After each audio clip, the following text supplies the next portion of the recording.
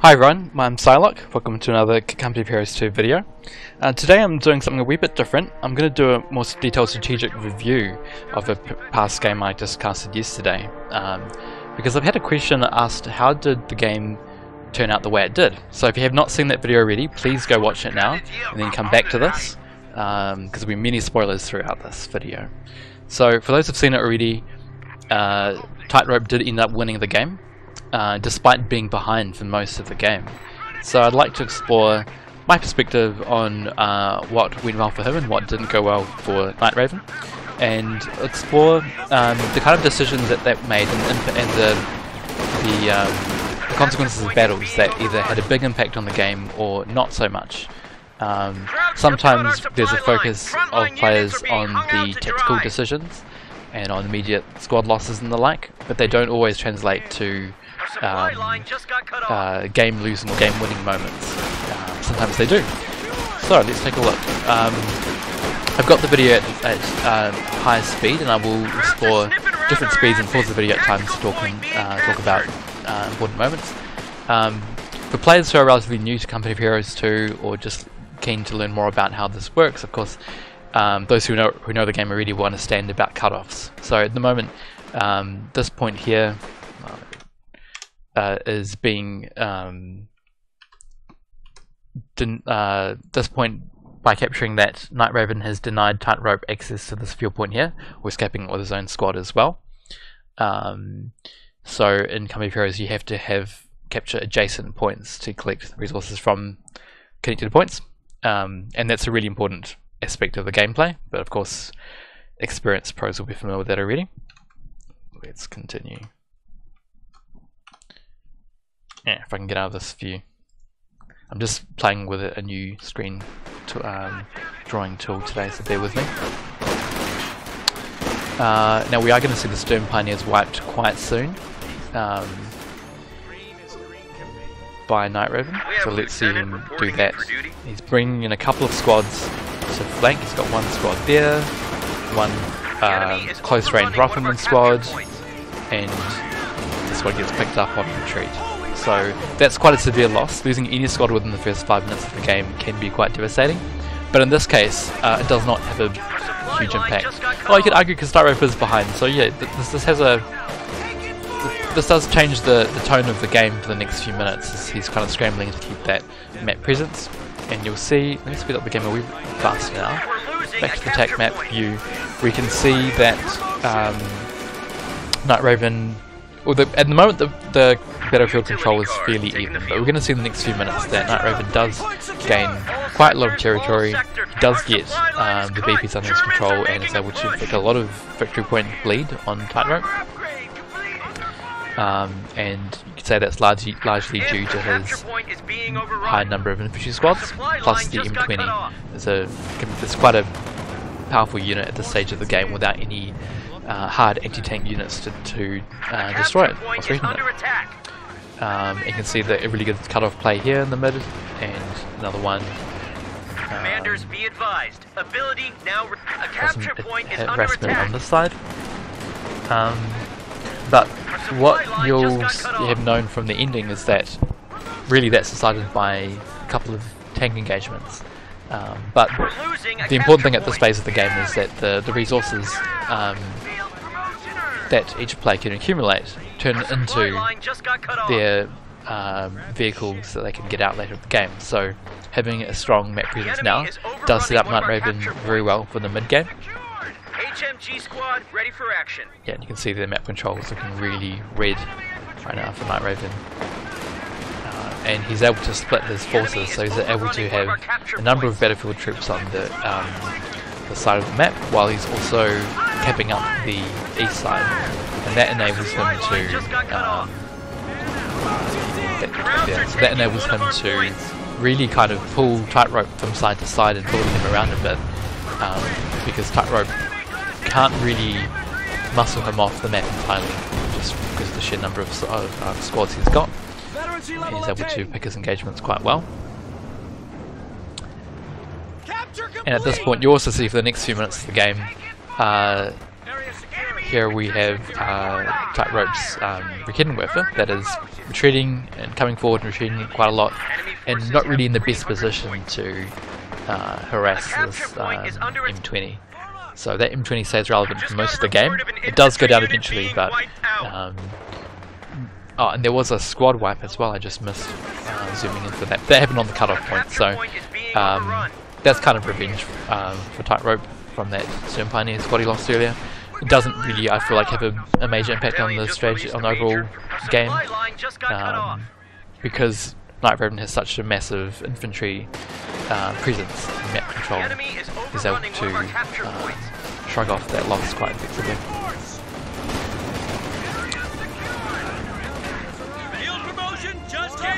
Cool, alright, so let's just pause there. So far, you can see on the VPs, only 197 available Tightrope, and Night Raven massively in control. So at this point, you could easily say Night Raven's got the game, but let's keep watching. Let's see what happens. Yeah. Unpause. We're losing a capture point. So normally you'd see medium tanks out by this point already. Night Raven's queuing up his Sherman right now, and Tightrope's stockpiling a lot of manpower, which is not ideal. He could have afforded maybe a machine gun or some other unit at this point. Sherman ready. And here comes the Sherman. Capture point is under attack. So Night Raven does a pretty good job with his tanks. Not amazing, but not terrible. Does keep it relevant and engaged a lot of the game. But you'll see that just a couple of misplays do cost him the game. But there are a few factors in the next few minutes that lead up to this. So at this point, both players are getting out their tanks. Tightrope's got out his Panzer IV. I'm checking my notes here as we go. So let's keep going at a slower pace because the next couple of minutes have a huge impact.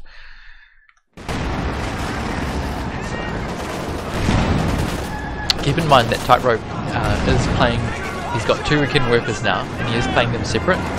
Now, that gives him the space to threaten a larger area of the map, but it does mean he's able to really damage the units. But he also plays his Panzers on both sides of the map, one there and one... Wait, where's he gone? Yeah. Sorry, he hasn't got the second one out yet. So he's going to get a second Panzer soon. And that enables him to threaten on both sides. Now this is quite important too. I like how he's coming forward quite far to harass these soldiers. Now Night Raven has not had the space to put down any mines, which would have been a great way to punish these aggressive tank plays. But he's got his AT gun in a great position here. But as you're about to see very soon, he does not have any infantry, any anti-infantry infantry to support that. So these poor echelons with the bazookas are not able to fend off these infantry here. So let's take a look. Brings back his tanks a bit too far, and in punishment for that he loses his AT gun. It's decrewed, and it's going to get destroyed quite shortly. And all his infantry have no anti-tank capability, no snares either, so they have to retreat. And that gives Tightrope free reign over the... basically, let's check out on the attack map, that losing that one AT gun means Tightrope has basically free dominance over this quadrant. He's able to push forward with his tank and destroy that AT gun, so that's destroyed. And his tanks on the Night Raven's vehicles on the east side are quite low health, so they have to pull back for healing. And that means he's basically surrendering the entire map at this point. So let's take a look what happens next. Might slow it down even more. And you also, Night Raven also loses a machine gun, which means he's not able to slow down the infantry here. And that gives the Sherman, the Panzer, free reign to keep harassing these vehicles. The Panzer does not chase it, which you kind of could have done. He didn't know that there was no other anti-tank ingredient of this Lucas Watch that's possible. Pull that back. Yeah, it's back now, doesn't go for the chase, which is fair enough. Just need to dive on that. that anti-tank gun was destroyed, I believe, and which is a consequence again of not having infantry to cover that place, that zone of the map. And Night Raven is shortly about to rebuild that anti-tank gun. And now you can see Tightrope has been able to regain a lot of the map throughout the next minute or two. Okay. Faster. Here comes the pressure anti-tank gun from Night Raven. 90-day wonders. Fall in. Observe, fire, move. Stick to reinforcements in. Welcome to the death factory, boys. AT gun. So until the AT gun was destroyed, Night Raven was very much in control. But this gives Tightrope breathing space to get his units in order, recap the map, really think about his next strategy. So he goes in for a second Panzer, which is an interesting decision. Sensing that his opponent maybe is a bit weak and wanting to get momentum. It's not making attack. The Sherman here takes a bit of damage from this Kitten, we'll see in a moment. Just got wiped out.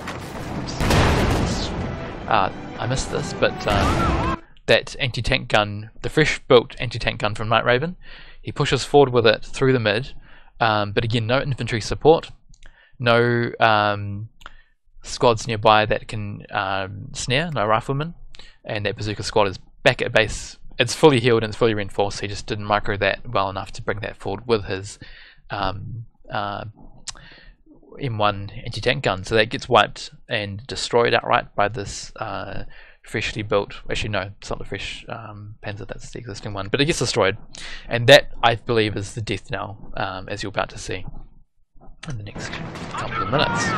Well, it's basically sets the stage for the engagement. Okay, Sherman's damaged.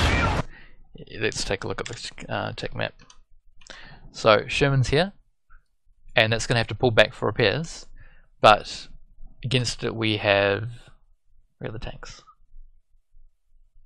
There's one Sherman coming in, and the other Sherman is able to push forward unopposed into the exposed east flank of Night Raven's army. And that you can see this basically seals the deal. Oh, let's close that.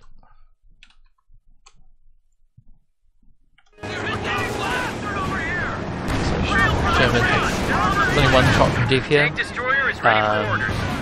Doesn't have any. He's got that reaction squad still left in base. Does not bring that over. Lost both the anti-tank guns and leaves the Sherman with its rear armor exposed. Medium tank was just lost. And at this point, he still only really has the reaction squad as his no pack. Sorry, no anti-tank one gun. He's got the snare on the rifleman, but that's not going to be enough to stand.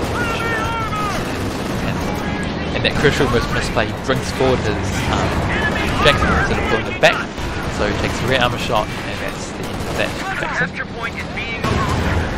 At the same time, I'll just pause that. While this is all happening in the mid, so this is the focus for probably both players, I would expect. We do have a lone rifleman squad in the north that's going to be.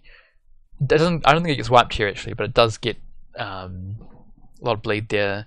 One of the there was an M1 earlier that got destroyed in this sort of region. That's a rebuilt M1. Sorry, M20.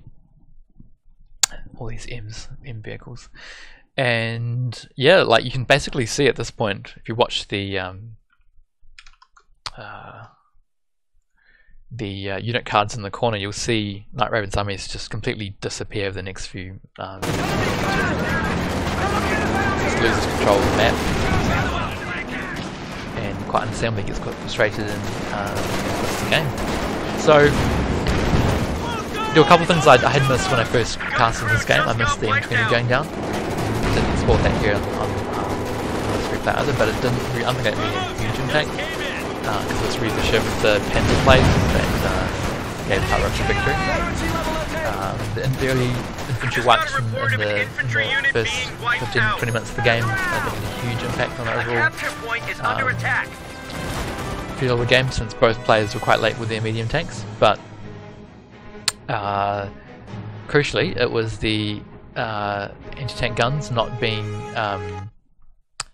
supported by enough units, or the right type of units, around the 20-minute mark, that then set the stage for the Panzers to get really aggressive, and again, poor microing for Night Raven to actually bring his echelons into play, and a couple of misclicks on his vehicles basically sealed the deal.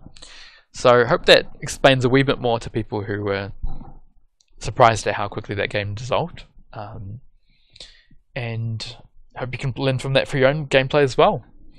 Keep your anti-tank guns supported, or any sort of crude weapons really, like that 50 cal went down as well around this region at the same time, and that could have helped push off some of the infantry that were threatening the anti-tank guns, right? So use them together, and keep on the micro. Like, I can, if you misclicks on your vehicles can be forgiven if you have other units nearby. Like these echelons have been within range, they could have threatened the Panzers more, and that could have been very different. Like, considering the huge VP lead Night Raven had, you could have easily pulled out a victory from that game if you'd had just a wee bit more kept alive at this point of the game. Anyway, that's all I've got. If you have any feedback for me, any tips that I missed, or any suggestions, then please feel free to share in the comments. If you'd like to see more analyses like these in future, then let me know as well. Thanks.